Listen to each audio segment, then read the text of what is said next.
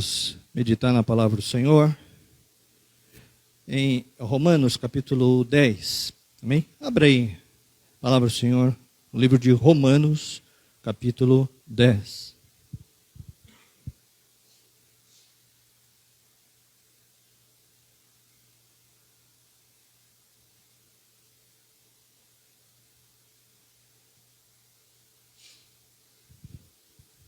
Amém? Todos acharam? Versículo 1 em diante, Romanos 10. Irmãos, o desejo do meu coração e a minha oração a Deus pelos israelitas é que eles sejam salvos. Posso testemunhar que eles têm zelo por Deus, mas o seu zelo não se baseia no conhecimento. Porquanto, ignorando a justiça que vem de Deus e procurando estabelecer a sua própria, não se submeteram à justiça de Deus. Porque o fim da lei é Cristo, para a justificação de todo o que crê. Moisés descreve dessa forma a justiça que vem da lei. O homem que fizer estas coisas viverá por meio dela.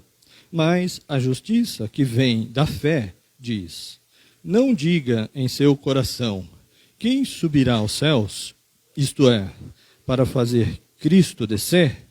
Ou quem descerá ao abismo? Isto é, para fazer Cristo subir dentre os mortos.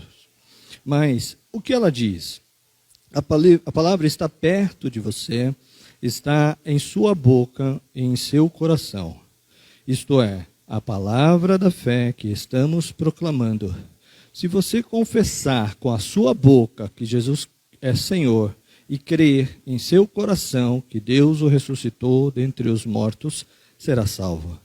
Pois com o coração se crê para a justiça, e com a boca se confessa para a salvação. Como diz as Escrituras, tudo o que nele confia jamais será envergonhado. Não há diferença entre judeus e gentios, pois o mesmo Senhor é Senhor de todos, e abençoa ricamente todos os que o invocam. Porque todo aquele que invocar o nome do Senhor será salvo. Amém? Aqui tem um ensinamento tremendo, né, queridos? Que vale a pena meditarmos cada versículo, né? A gente podia discorrer por horas aqui sobre cada um desses versículos. Mas apesar de nós termos lido até o versículo 13, vamos nos atentar no que está escrito no versículo 4. Porque o fim da lei é Cristo, para a justiça de todo o que crê. O fim da lei é Cristo. Eu gostaria de meditar aqui com os irmãos um pouco mais sobre a visão do cristianismo e a sua essência. Bem, cristianismo não é religião. Pastor, como assim? Cristianismo não é religião? Não. Em termos precisos, não. Nós, às vezes, chamamos o cristianismo de religião só para facilitar a comunicação com as pessoas de fora. Mas, em termos precisos, não é religião. Por quê? Nós temos que entender o que é o conceito bíblico de religião. Qual que é o conceito de religião? É o homem se esforçando para chegar ao céu. Entende? Isso é religião. A religião é aquilo que homens ensinam para outros homens de como eles podem chegar no céu. Né? Então, ore 3 vezes ao dia, dê esmola, né? Dá um sopão, vai a Meca uma vez na vida, sei lá o que as religiões falam por aí. Mas tudo aquilo que o homem tem que fazer para chegar ao céu, isso é religião. Cristianismo é isso, queridos? O que é cristianismo? É o inverso, entende? Na religião, o homem é o centro, o homem tem que fazer na sua própria força para chegar ao céu. No cristianismo, Deus é quem desceu da glória, se fez homem e veio para resgatar o próprio homem. E agora esse homem é salvo por meio dele. Tudo no cristianismo começa por Deus, é feito pelo próprio Deus na força de Deus. Entende? Então não há lugar para força humana. Então religião é isso. Todas as vezes que você vê um pastor pregando que nós temos que fazer algo para ser aceito por Deus, que nós temos que fazer ou obedecer a algo para nos qualificarmos para ser aceito por Deus, na verdade ele está pregando religião. Ele não está pregando cristianismo. Cristianismo é sempre o que Deus faz. Sempre o que Deus faz. É a obra de Cristo. Entende a diferença? Mas o que é realmente a religião? Qual que é o problema da religião? É que a religião sempre coloca o homem no centro. Toda religião, ela é antropocêntrica. Mas o cristianismo é teocêntrico. São palavras difíceis, mas é bom a gente entender. Entende? Então, quando alguém acha que a bênção de Deus depende dele sair de um lugar, vir aqui e tocar em alguma coisa, isso é obra humana. Isso não é obra divina. Nem depende de fé, realmente. Depende de um ato humano. Entende? Então, nós somos cheios de expressões, né, queridos, que mostram religiosidade. Por quê? Porque os irmãos gostam de dizer assim, né? Ah, quando eu encontrei Jesus. Você não encontrou Jesus, porque ele não estava perdido. Quem estava perdido era você. Você que é a ovelha que foi achada. Mas a gente sempre se coloca no centro. Eu achei, né? Outra expressão mais comum ainda, né? Quando eu aceitei Jesus. Querido, você aceitou? Não, você foi aceito por ele. Ele veio para que você pudesse ser aceito. Você estava no pecado, condenado, não podia chegar perto de Deus, mas ele desceu da glória, derramou sangue, te lavou e disse: agora o véu foi rasgado, pode entrar. Você foi aceito. Entende? Outros gostam de falar uma expressão, né? Quando eu me converti. Quando eu me converti, você não se converte. Você foi convertido por ele. Ele é que te converteu, que te convenceu. Porque a obra não começa em você. A obra começa nele. Nenhum homem estava buscando a Deus. Não tinha ninguém buscando a Deus. Deus é que nos achou.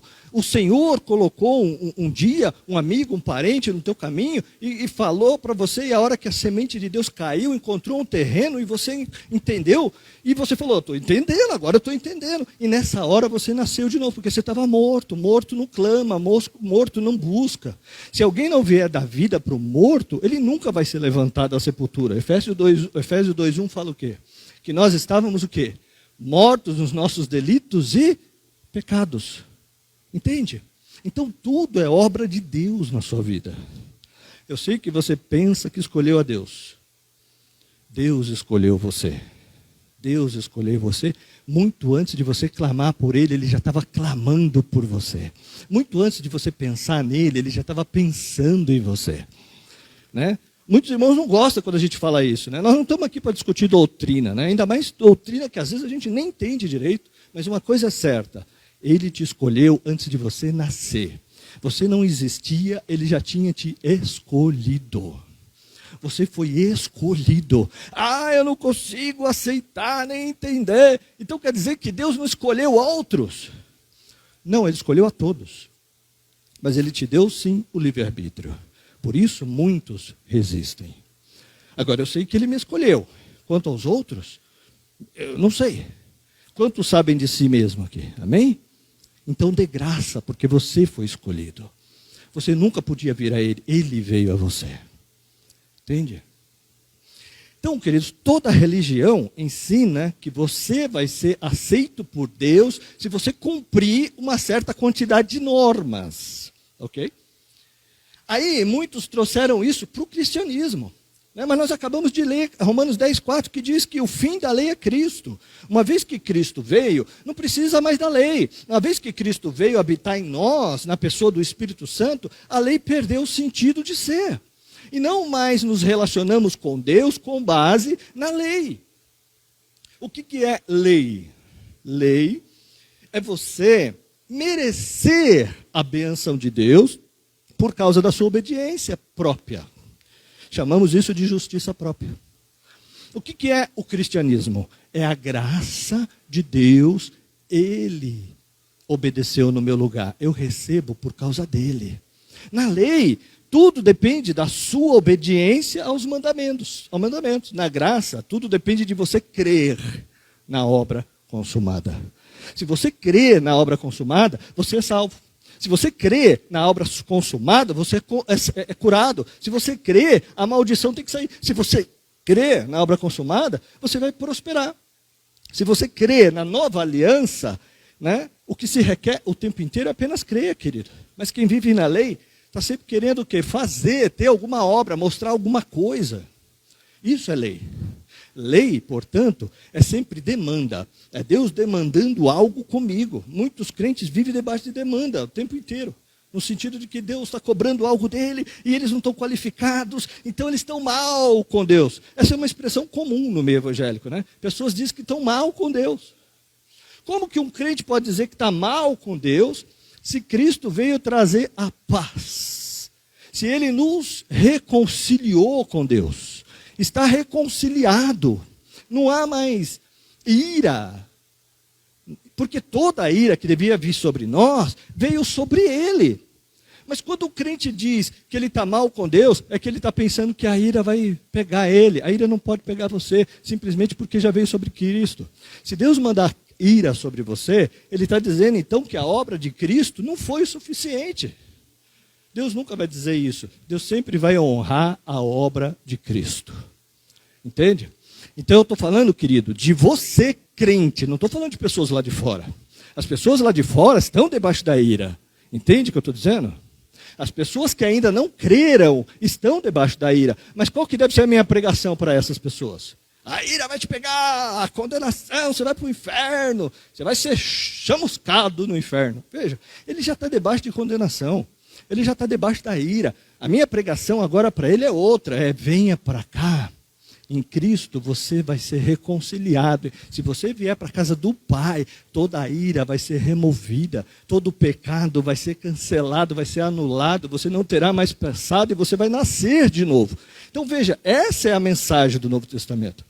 Não é que ele tem que fazer algo, é tudo recebido por um ato de fé, simples assim. Né? Eu creio, eu creio, eu creio. Amém, queridos? Amém? Isso é lei. Lei é o seu amor por ele. Graça é o amor dele por você. Viva pela graça. Então viva confiado no quanto ele te ama. Não viva confiado o quanto você ama a Deus. Porque haverá dias que você não vai amá-lo. Está entendendo?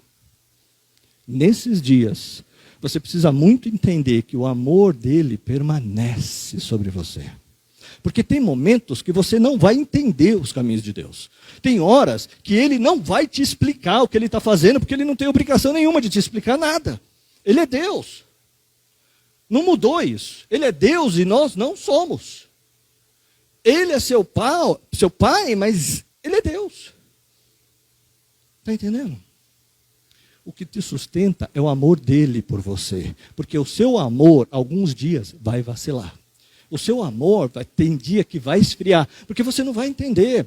Isso faz parte das provas de Deus na sua vida. Para quê? Para te mostrar que você não deve confiar em nada que tem origem em você. Só confia no que tem origem no céu. Eu não entendo, mas eu sou amado. Eu apenas creio, eu sou amado. Entende? É muito importante você entender que Deus é Deus. Às vezes eu vejo alguns irmãos sentimentais com algumas coisas. E ser sentimental não vai te ajudar em nada. Né? Entende? Eu vou dançar com Jesus. Não, você não vai dançar com Jesus. Eu vou enrolar os caracóis no cabelo dele. Não vai também. Entende? Tudo isso é sentimentalismo. O que você precisa é de fé. Fé. Apenas crer. De maneira objetiva. Eu creio. Vejam. O sentimentalismo às vezes produz religião também, que é baseada apenas em emoção. Mas o cristianismo não é baseado em emoções. Emoções são boas. Não tenha receio de ter alegria, choro, riso, o que seja. Mas nós vivemos por fé, querido. Fé. Nós cremos. Quantos dizem amém? O fim da lei é Cristo. Apenas creia. Creia que você é amado. Creia que ele já fez na sua vida. Creia que já está tudo pronto, terminado, consumado. Ele disse, está consumado. Ele te entregou uma salvação pronta, que inclui tudo que você precisa. E essa salvação é uma pessoa que foi colocado dentro de você e é residente em você. É o próprio Espírito de Deus. Amém, queridos? Aí alguns perguntam, né?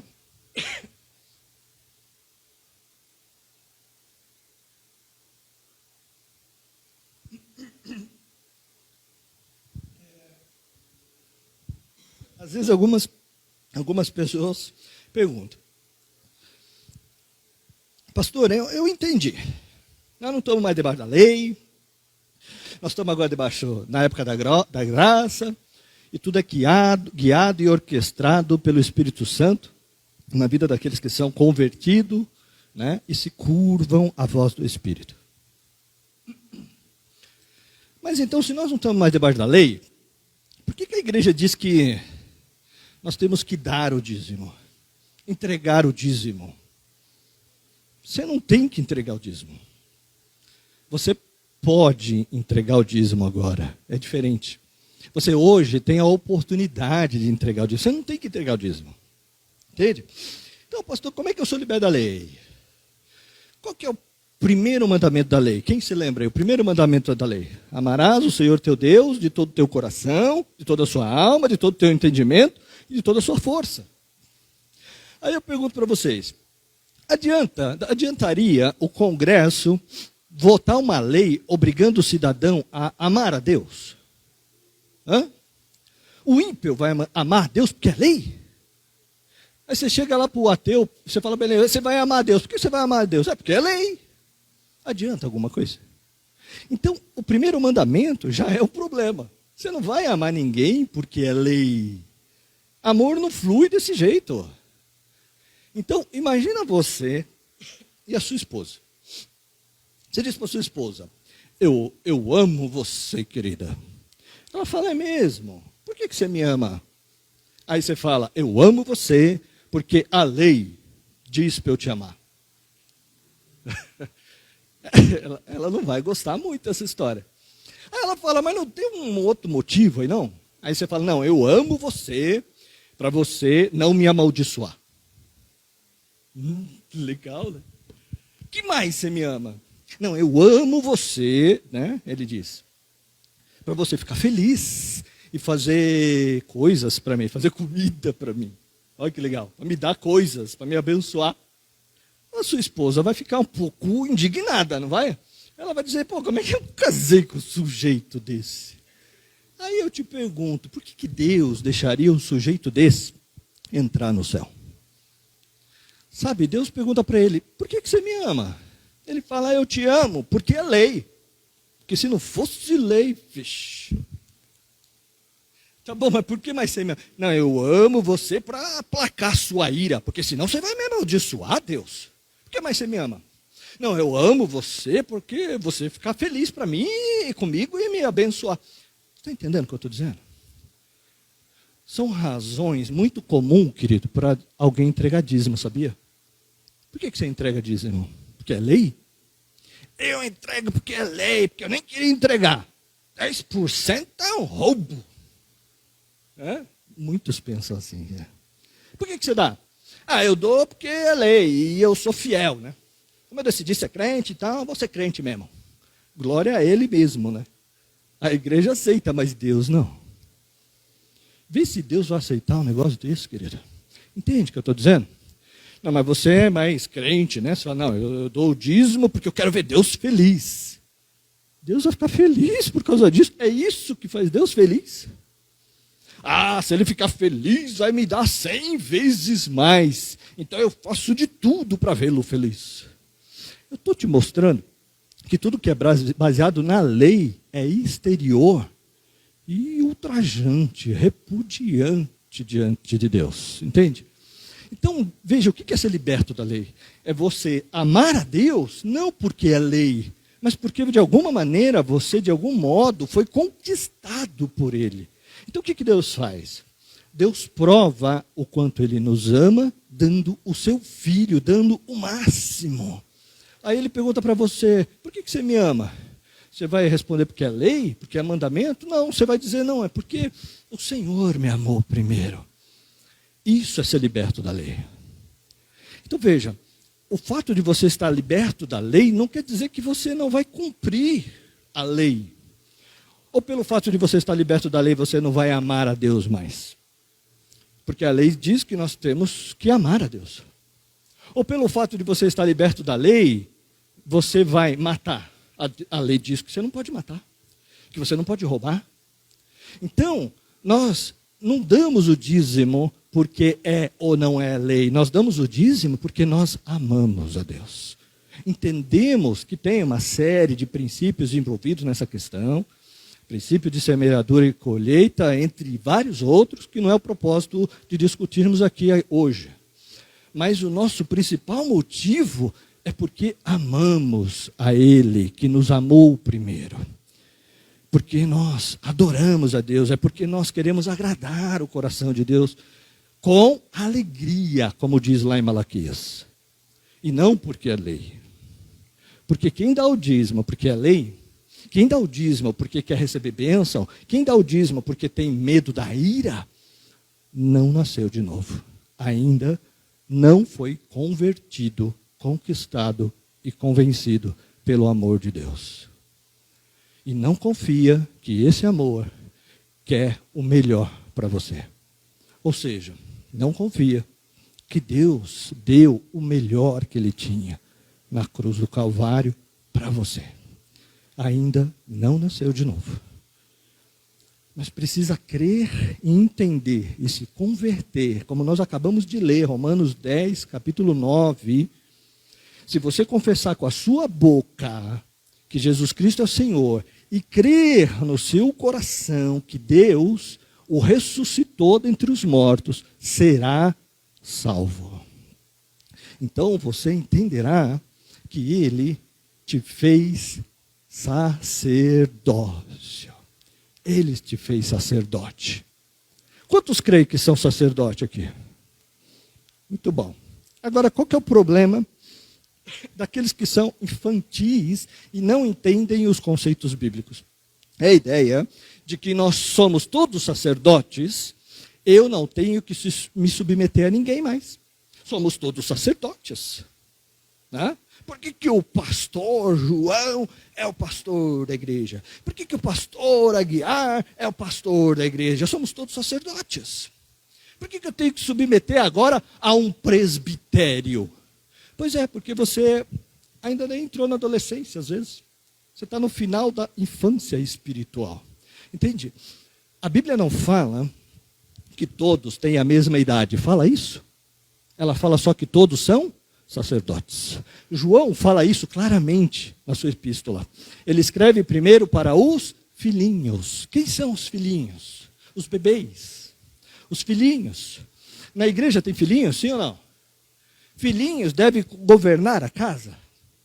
Mas eles são sacerdotes? São. Mas um pai e uma mãe saudável não vai fazer uma assembleia em casa para decidir com que roupa o Joãozinho deve ir para a escola. E o Joãozinho vai participar da assembleia, né? Vai opinar. Pais definem, porque os bebês não estão em condições de definir ainda, entende? Tem muitos irmãos que ainda são bebês espirituais, porque eles não sabem como as coisas funcionam no espírito. Portanto, eles têm que confiar naqueles que são mais velhos. Aí João fala que depois dos bebês tem os jovens. Quando João fala jovem lá, ele não está falando de jovens naturais, são jovens espirituais. São aqueles que já alcançou uma certa maturidade, mas que ainda não deve estar no governo da igreja. E por fim ele fala de um terceiro grupo, que são os pais. Ele escreve para os pais. O que significa isso? Veja bem, todo pai e mãe faz tudo em função dos filhos, mas filhos fazem tudo em função de si mesmo. Essa é a grande diferença entre adulto e criança. Filhos só pensam em si mesmo. Pais pensam na casa. Pais pensam na família. Pais pensam no melhor para os filhos. Então veja, querido, todos na família são iguais, no sentido de que todos têm acesso ao pai. Mas na família não são iguais quando se trata de maturidade. Então, alguns não entendem esse princípio espiritual e eles vêm com aquela teologia de que somos todos sacerdotes e que somos todos iguais. Portanto, o pastor não é uma autoridade sobre ele. Aliás, Ele chama o pastor de amigão. Já viu? Ele trata como se estivesse falando com o amiguinho de campo, de várzea, de futebol. E aí, Guiar? E aí, Zé? Zé Guiar? Justamente para querer mostrar e provar que ele é igual e que todos somos iguais. Como se no reino de Deus as pessoas não tivessem, as coisas não tivessem ordem e decência. Como se Deus não tivesse estabelecido princípios de autoridade. Da onde veio essa teologia? Só pode ter sido o teu amigão que te ensinou isso. E não alguém que tem conhecimento e revelação e entendimento do reino de Deus, da palavra do Senhor. Quem reclama do princípio de autoridade? Quem reclama? Garotos. Isso é exatamente o que garotos da puberdade falam dos pais, é ou não é? Que o pai está dominando a vida dele, que ele quer ter a liberdade dele. Né? Mas bons pais vão resistir isso até o fim, querido. Para o bem dele. Ele não sabe, mas ele não sabe de nada ainda. Ele só não sabe. Mas aí você vê família se desestruturando porque o pai deixou de ser pai e quis ser amigo para ser legal, para o filhinho ficar mais contente com ele. E ele trata o filho como se fosse um amiguinho do videogame dele. Né? Entende? Aí não é assim que as coisas acontecem nas coisas espirituais. Sabe? Então não tem dominação, querido, só tem ordem. Tem que ter ordem na casa. E quem coloca ordem são os mais velhos. A palavra presbítero é uma palavra do grego. Quem sabe o que significa presbítero? Cadê os teólogos aí? Significa ancião. Ancião. Mas eu vou falar uma palavra melhor para você. Velho. Presbítero significa alguém que é velho. Eu pergunto para você, ele é velho fisicamente ou ele já é velho espiritualmente?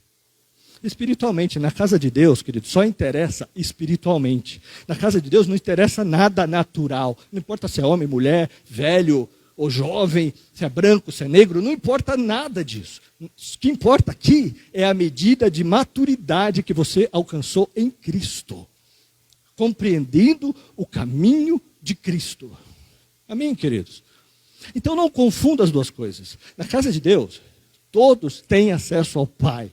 Todos podem ouvir de Deus, ok? Mas na casa de Deus existem pais, jovens e bebês. Por isso, os velhos, os pais, devem trazer ordem na casa de Deus.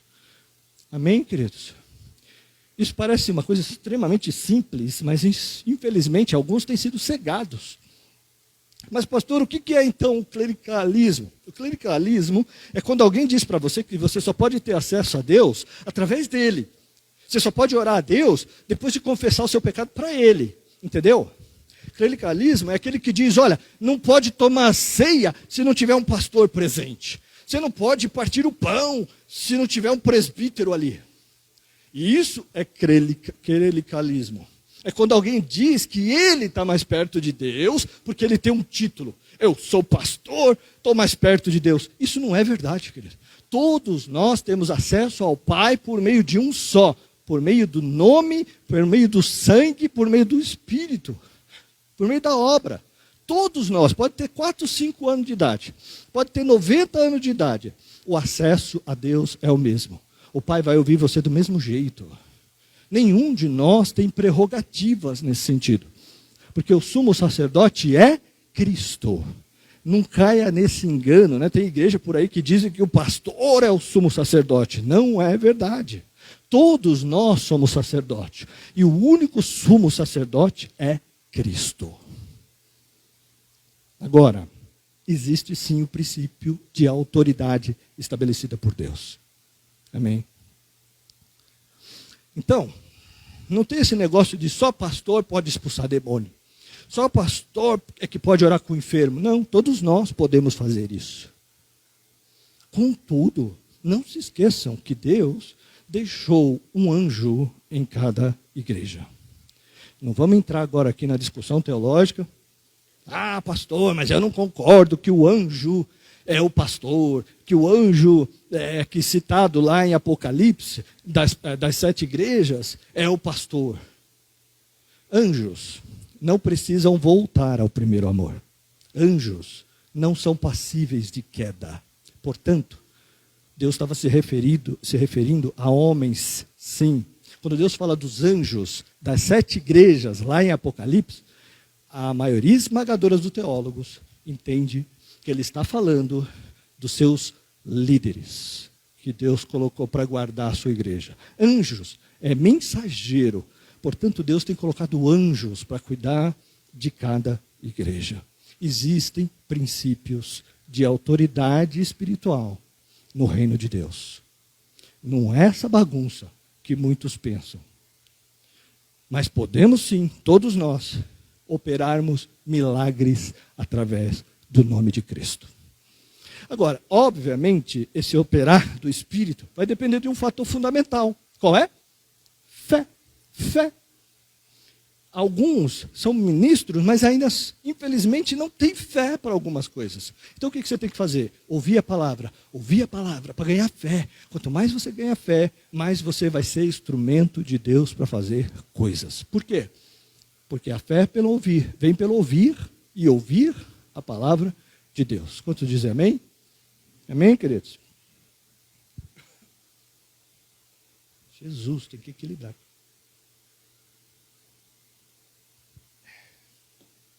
Jesus. Você tem que ter a mão firme aqui, hein? Eita, é o tamanho da fé do Cleito. Amém, queridos? Vamos voltar aqui. Como eu disse, o cristianismo não é uma questão do que eu faço para Deus. É o que Ele fez e faz por mim. Religião é sempre uma questão de o que eu faço. A pessoa se gloria com base no que ela fez. Ela se relaciona com Deus fazendo barganha, cobrando de Deus algo que ela julga que fizeram e que agora elas merecem da parte de Deus receber uma medida em troca. Mas o cristianismo não é. O cristianismo é apontar o que Cristo fez, a obra consumada, o Calvário. Quando nós ministramos o cristianismo, nós falamos de Cristo, Cristo crucificado. Por que as pessoas detestam tanto a mensagem do Evangelho? Por que elas odeiam? Acredita nisso. Se você pregar bom comportamento, todos vão te elogiar. Se você for um pregador politicamente correto, se você pregar só comportamento e não pregar o cristianismo, você vai ser convidado para dar entrevista em rede nacional. Todos vão dizer que você é um bom pastor. Mas não procure elogio do mundo, querido. Porque quem quer ser amigo do mundo constitui-se inimigo de Deus. Está entendendo? Porque quando você prega a Cristo, você vai pregar como Jesus disse. Quem não é por mim, é contra mim. Quem comigo não ajunta, espalha. Essa é a mensagem mais intolerante que existe. Ah, o cristianismo é intolerante. Mas não sou eu, é Cristo. Não tem meio termo. Ou você é por ele, ou você é contra ele. Você não pode estar em cima do muro. Não tem jeito. Não dá para ficar em cima do muro. Uma certa vez tinha um homem em cima do muro. E de um lado do muro, tinha um monte de anjos dizendo para ele, vem para cá. Né? Os anjos dizendo. E do outro lado do muro, estava um inimigo. Estava Satanás. De braço cruzado, calado. Sem falar nada. E do outro lado, os anjos dizendo, vem. Aí, de repente, alguém perguntou para Satanás, escuta, eu não estou entendendo, esse homem está em cima do muro, os anjos do lado de lá estão chamando ele, e você está aqui, não faz nada. Não está preocupado? E o inimigo falou, não estou preocupado, porque quem está em cima do muro já está do meu lado. Ou você é frio, ou você é quente. Não seja morno, se posicione em Cristo. Essa é a nossa posição, está entendendo? Pastor, por que então odeiam tanto? Porque a cruz fala algumas coisas muito desagradáveis a respeito do homem. O que a cruz fala? Lá na cruz, veja, Cristo está dizendo para as pessoas, eu estou aqui por causa de você, não por causa de mim. Você está debaixo da ira de Deus. Eu estou aqui para resolver o seu problema. Você é pecador, mas eu estou aqui para resolver a questão dos seus pecados. Então, em outras palavras, eu estou aqui morrendo por você. Isso tira do homem toda a soberba e arrogância. Não tem mais essa história de eu achar que eu posso chegar a Deus. Não, Cristo está dizendo que é só por meio da cruz. Por isso Paulo diz, o mundo está crucificado para mim e eu para o mundo. Aonde? Na cruz. Na cruz. A mensagem da cruz mostra para o homem que ele é um pecador, que não pode se salvar. Isso deixa o homem profundamente ofendido. Ofendido no seu ego. Essa é a loucura do Evangelho. Né? É o que Paulo diz. Eu não vou me gloriar em outra coisa. Eu só me glorio no Evangelho, só me glorio em Cristo. Só me glorio na cruz de Cristo. Mediante a qual o mundo está crucificado para mim e eu para o mundo. Então, queridos, para nós finalizarmos, por isso, Paulo diz em Gálatas capítulo 6, versículo 15, que não há de fato menor valor em ser ou não ser circuncidado.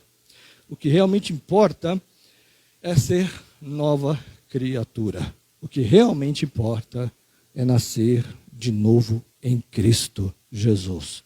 Ou seja, enquanto muitos estão aí discutindo se obedece ou não obedece à lei, se você é mais ou menos importante, se você é mais ou menos poderoso, se você vai ser mais ou menos abençoado, a única coisa que Deus espera é o teu coração. Dá-me, filho meu, o teu coração. É um coração rendido e convertido a Cristo. O centro de tudo, Paulo diz, no verso 15, nem a circuncisão é alguma coisa, nem a incircuncisão. O que importa? O que importa, irmão? É ser o quê? Nova criatura. Deixa eu falar para você, querido. Algo importante, eu quero que você preste atenção. Nem todos que frequentam a igreja nasceram de novo. Eu não estou aqui para condenar ninguém, mas eu preciso advertir. Assistir culto não salva. Gostar da pregação não resolve. É preciso nascer de novo. Está entendendo? Por quê? Sem o novo nascimento, a doutrina da justificação pela fé fica parecendo faz de conta. Não, você realmente não é justo. Mas vamos fazer de conta, né, que você é justo. Veja, Deus não é Deus de faz de conta. Quando Ele diz que você é justo mesmo. Mas quem é justo? Esse que nasceu de novo. Esse que é nova criatura. Quem nasce de novo, ele se torna diferente. Veja, novo nascimento não é uma questão de mudança de comportamento simplesmente. Essa é a diferença entre religião e cristianismo. Religião é uma questão de autoaprimoramento. Religião é questão de mudança de comportamento. Cristianismo não. Cristianismo é uma questão de mudança de natureza, novo nascimento. Isso é totalmente diferente. Quando alguém nasce de novo, a sua natureza muda. Você percebe nele algo diferente. Tem sinais. Qual que é o problema às vezes? Que nós lidamos com pessoas dentro da igreja que não nasceram de novo como se fossem irmãos. Não são. Nós lidamos como se fosse crente, mas não é. E aí, o que você fala para ele, torna-se um fardo. Por que é um fardo? Você fala para ele, irmão, o crente é cheio do Espírito. Ele não consegue se encher. O crente é humilde de coração. E ouve a voz do seu pastor. E obedece. Mas ele não consegue deixar de ser arrogante. E não consegue obedecer. E luta para ser humilde. E submisso a Cristo. Mas para ele é um fardo muito grande. Ele arrasta aquilo. Você vê a tristeza e o fardo na sua feição. Nas suas atitudes, no seu comportamento. Ele não faz com alegria. Ele faz para cumprir a lei. Ele faz porque ele acha que o Deus da ira vai punir. E não porque ele ama. E não porque ele tem aliança. E não porque ele tem comunhão. E não porque ele ama o próximo como a si mesmo. Ele ama a si como a si mesmo. E tem medo de Deus. Não nasceu de novo. O crente tem fruto. Ele não consegue ter fruto. Ele se esforça, mas não tem fruto. Sabe por que não tem fruto? Porque nunca nasceu de novo. Quem não nasceu de novo não pode ter fruto. Ele não está ligado ainda no trono da videira que é Cristo. Ele não está ligado, está entendendo? Você fala para um crente que ele tem que perdoar, o que o crente diz? É mesmo, pastor, eu não aguento mais sentir mágoa, me ajuda, eu quero mudar, eu quero perdoar, está errado, eu quero perdoar. Esse é o crente. Quem não é nascido de novo fala o quê? Eu perdoar? Ele que errou comigo? Ele que fez isso comigo? Eu que vou perdoar? Não, ele que vem aqui. Não nasceu de novo. O espírito dele não é o espírito de quem nasceu de novo. Pastor, você está querendo dizer que quem nasceu de novo não peca? Não. Nunca pense isso. Não existe impecabilidade dentro da igreja. Nós pecamos ainda, mas nós não gostamos de viver no pecado. Você é tentado, e porque as circunstâncias lhe favoreceu, você acabou caindo na tentação, mas você não quer ficar lá. Você é uma ovelha que se sujou, a sujeira não lhe cai bem. Você não quer ficar lá. Mas Pedro diz o quê? Que às vezes o cão volta a comer o próprio vômito. Por quê? Porque não era ovelha. Às vezes a porca volta a se revolver na lama, porque era só uma porca lavada. Entende? É muito importante você entender João. Veja João, lá, 1 João. Sublinha todo versículo que João fala dos sinais de quem nasceu de novo. Um dos sinais que ele fala é o seguinte: quem odeia o seu irmão nunca viu a Deus, nunca conheceu. Mas tem gente que alimenta ódio, mágoa, porque acha que tem o direito de ter mágoa. O ódio, quando é alimentado, mostra simplesmente que a sua natureza ainda não é do Filho de Deus. Mas pastor, o crente às vezes não fica com raiva? Fica, mas ele entra num conflito terrível. Ele quer se livrar daquilo, ele ora, ele clama, ele jejua, ele não quer aquilo na vida dele. Isso é o sinal de que você nasceu de novo. Quando você peca e você sente mal com o pecado, é um bom sinal na sua vida. Mas tem gente que peca e fala, eu pequei mesmo, pequei, porque todo mundo peca. Essa é a conversa de ímpio, não de quem nasceu de novo. Quem nasceu de novo, espontaneamente se submete ao pai e à mãe. Quem não nasceu de novo não aceita autoridade nenhuma, porque o espírito dele não é ainda o espírito de Cristo, o Espírito Santo. Então ele é cheio de rebeldia, de maldade, de maus pensamentos. Por quê? Porque não nasceu de novo. Não adianta querer andar com essas pessoas. Qual que é o muito peso que os líderes têm? É que ele fica tentando conduzir um rebanho que não é de ovelha. Pastor, como é que eu faço então? Você não faz, isso é obra de Deus. Mas é importante você entender, cristianismo não é uma questão de mudança de religião. Eu era católico, agora eu sou evangélico. E daí?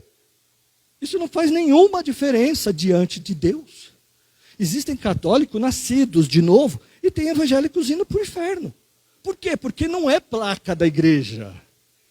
É a fé, é o coração. Quando você confessa genuinamente com a boca e crê com o coração, você nasce de novo. Você é transportado das trevas para a luz. Pastor, mas na minha igreja todo mundo faz o que crente faz. Tem cara de crente, tem linguajar de crente, tem jeito de crente. Fazer o que crente faz não resolve. Dá exemplo.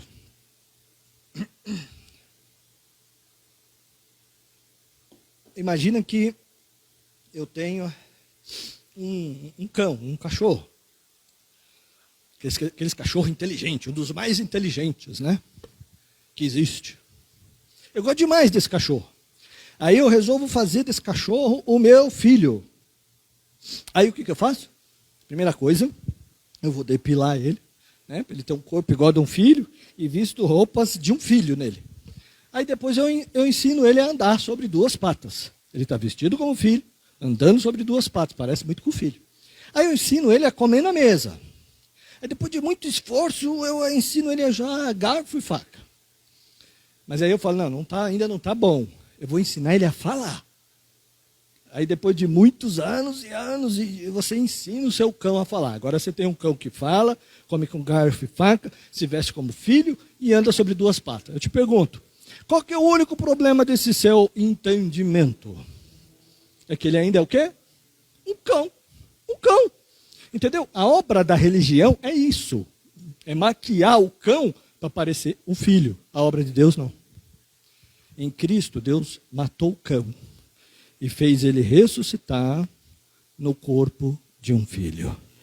Uma nova criatura. Quando Cristo morreu, você morreu com ele. Quando ele ressuscitou, você ressuscitou com ele. Quando é que isso se torna realidade na sua vida? No dia que você confessou com a boca e creu com o coração. Nesse dia, você se tornou filho. Mas veja bem, talvez você seja um filho bebê, né? E como cão, você ainda pega coisas no chão. Quem aqui teve filho sabe disso. Bebês fazem coisas terríveis, né? Pegam coisas no chão que não deveriam. Mas é um cão? Não. Ele vai crescer e vai aprender que não devemos comer besouro achando que é salgadinho. Está entendendo? Às vezes, filhos, porque são imaturos ainda, têm comportamentos que você não gosta. Mas o que você tem que olhar? Você tem que olhar se ele nasceu de novo, se ele mudou a natureza. Porque tem gente que parece crente, canta como crente, prega como crente, mas nunca nasceu de novo. Mais cedo ou mais tarde, pela graça de Deus, eles precisam chegar a isso. Não existe mais desapontador do que ficar no meio dos filhos a vida inteira e não ser um deles. Todos nós podemos ser a qualquer momento. Porque o novo nascimento é o centro. Portanto, querido, deixa eu falar algo importantíssimo aqui para a gente finalizar. Nós não estamos mais debaixo da lei, mas a graça é só para quem nasceu de novo. Do contrário, haverá condenação, sem direito a um advogado.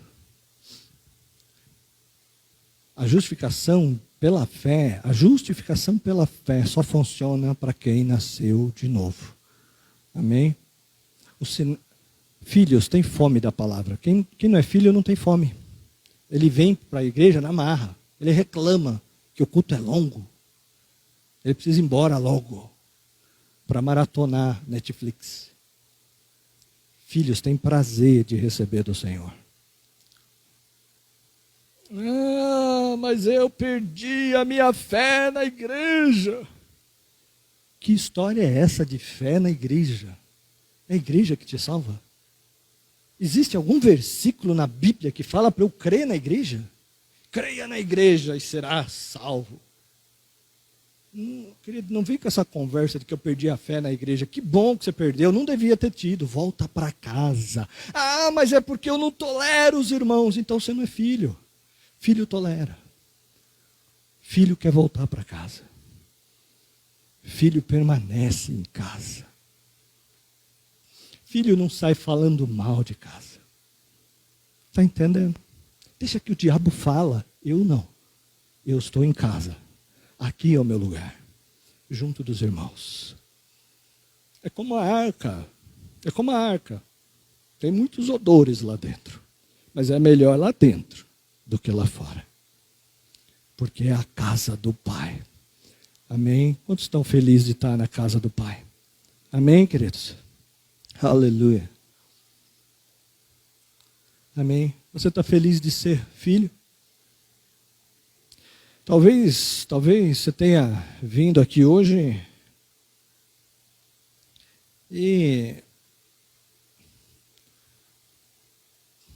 você nem lembra quando foi a última vez que você falou, eu entrego a minha vida, eu quero voltar para casa, é isso que eu sou filho. Sabe, às vezes a gente fica constrangido, né? Então, eu queria convidar todos juntos aqui. Amém?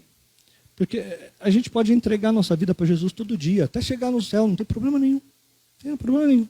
Todo dia Ele vai aceitar e vai se alegrar. Amém? Porque Ele já te escolheu. Ele já te chamou desde o dia que você estava no ventre da sua mãe. Ele já tinha te escolhido. Amém? Nós possamos renovar essa aliança de filho e que nós possamos crescer. Eu não sei qual é a sua idade. Isso só o Pai pode dizer.